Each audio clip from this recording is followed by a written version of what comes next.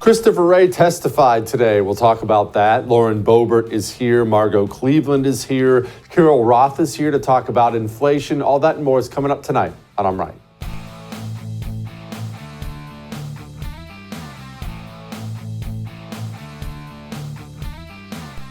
Christopher Wray testified today. And you know what all this reminds me of now? The hearings and the testimony and Christopher Wray and everything else. And we're going to bring you clips here in a minute, don't get me wrong. But you know what it all reminds me of? Tell me if this hits home for you. Did you ever watch professional wrestling? I loved it when I was a kid. You know, Hulk Hogan and Andre the Giant and Randy Savage and all these guys. And even as a kid, at some point in time, it occurs to you that this is not real, really? Yeah, they're acting. And as such, it didn't really hurt it for you, but you found yourself watching the newest Hulk Hogan match when Hulk Hogan was the champion. And you kind of just automatically knew how everything was going to go. Hogan was going to start wrestling, and then something dirty was going to happen that would hurt Hulk Hogan, someone from the outside, or maybe a guy pulls out brass knuckles. And then in the end, Hulk Hogan would get really strong, and he would defeat the guy in the end. And it just kind of all went how you knew it was going to go. And after a while, it kind of got boring because you knew how everything was going to go. That's how I feel now with all these hearings and televised things with our government. I know exactly what's going to happen. You know exactly what's going to happen ahead of time. We know that in the end, we will get no results from it.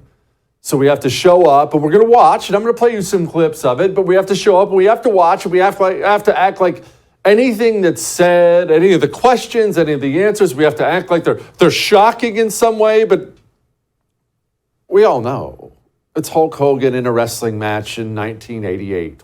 We all know how this is going to go. How many times have you and I sat here on the show and said over and over and over again that the FBI, they don't fear the GOP, and the FBI gets in front of these hearings, and anytime they don't feel like answering a question, they either A, lie, which we'll get to, or B, they go with the patented, well, we can't comment on an ongoing investigation. As you know, this is a very active, ongoing investigation, and there are some restrictions on that, but we can handle classified information, and we fund your department, and so you need to provide that. It's not, respectfully, it's not an issue of classification. It's an issue of commenting on ongoing criminal investigations, which is something that by longstanding department policy we are restricted in doing. The ultimate out. They use it every time. But again, you're not shocked to hear him say that. You watch I'm Right. How many times have we lamented this? How many times have we screamed about these? You remember right when the GOP took back the House, and I came on this show, and what did I tell you?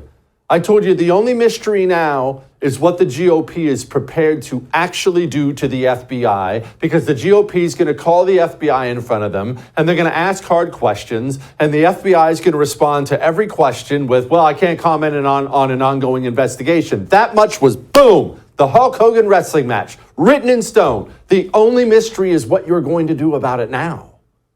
You know what's going to happen. I know what's going to happen. You know the game. Nothing that happened today shocked you. You know the truth. You watch the show every night. Here was Christopher Wray being awfully coy about January 6th. I'm not sure there were undercover agents on scene. I find that kind of a remarkable statement, Director. At this point, you don't know whether there were undercover federal agents, FBI agents, in the crowd or in the Capitol on January 6th? I say that because I want to be very careful. There have been a number of court filings related to some of these topics, and I want to make sure that I stick within what's in. I understand that, but I thought I heard you say you didn't know whether there were FBI agents or informants or human sources in the Capitol or in the vicinity on January 6th. Did I misunderstand you? I thought that's what you said. Well, I referred very specifically to undercover agents. Yeah. And so are you acknowledging then there were undercover agents? As I sit here right now, I do not believe there were undercover agents on scene. Notice the language. Well, no, I didn't say undercover agents. And also, I don't believe there were. Notice he didn't say no. Again, what's the mystery here? You know, I know. Of course there were FBI agents in the crowd and FBI assets in the crowd. We know this. I mean, gosh, the chief of police at the Capitol just got done talking to Tucker Carlson about it. And then I interviewed the chief of the Capitol Police, Stephen Sund, in an interview that was never aired on Fox, by the way. I was fired before it could air. I'm going to interview him again. But Stephen Sund was the totally non-political, worked for Nancy Pelosi. I mean, this was not some right-wing activist. He was the chief of the Capitol Police on January 6th. And he said, oh, yeah.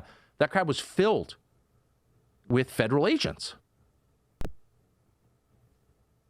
Again, we know they're there. We know they were all throughout the crowd, possibly, probably instigating the whole thing. But we know all this. Christopher Wray's going to hem and haw and hand wring in front of the GOP house, and he's gonna, what's that fancy word college boys use? He's going to obfuscate. He's going to obfuscate all day long, and the only question again, the only mystery is, what are you going to do about it? He, of course, even is bold enough now, this is how little he respects the low-T GOP, he was bold enough to just flat out lie about things like censorship. Our focus is on malign foreign disinformation, that is, foreign hostile actors who engage in covert efforts to abuse our social media platforms, which is something that is not seriously in dispute. I have to stop you for time. That's not accurate. You need to read this court opinion because you're in charge of enforcing it.